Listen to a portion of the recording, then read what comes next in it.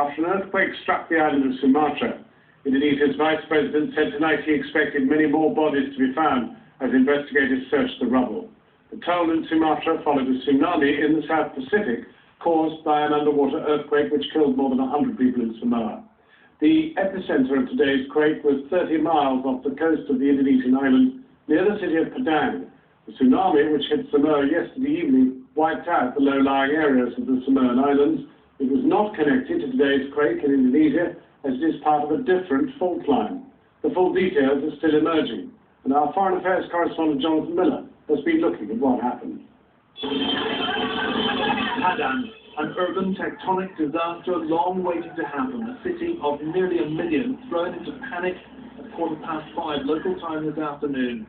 And who can blame them? They're just 400 miles down the Sumatran coast from the epicenter of the huge quake that triggered the Asian tsunami 5 years ago, killing 170,000 people in the province of Aceh.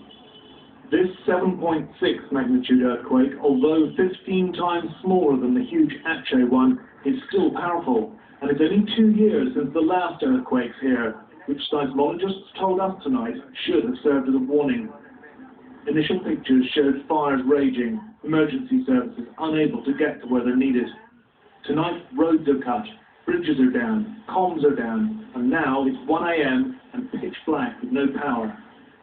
These pictures just in.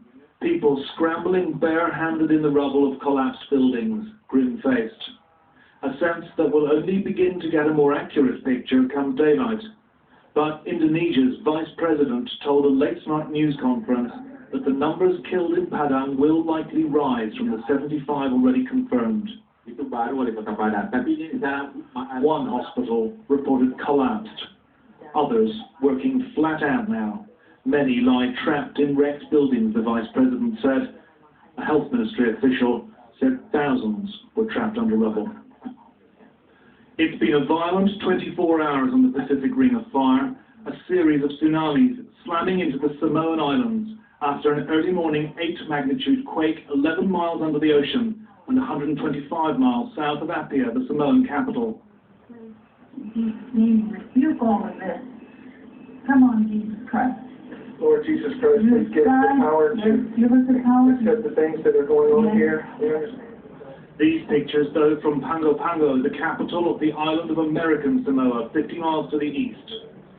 The water started surging. At first, it was only 3 or 4 feet in our parking lot, just out the window. But after the water stayed for several minutes, another fantastic surge that completely dwarfed the first surge.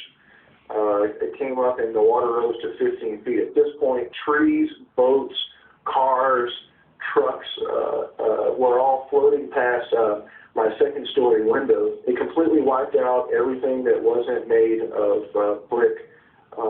Homes, businesses, everything that was caught in the path of this surge in the Pago Pago Harbor area was completely flattened.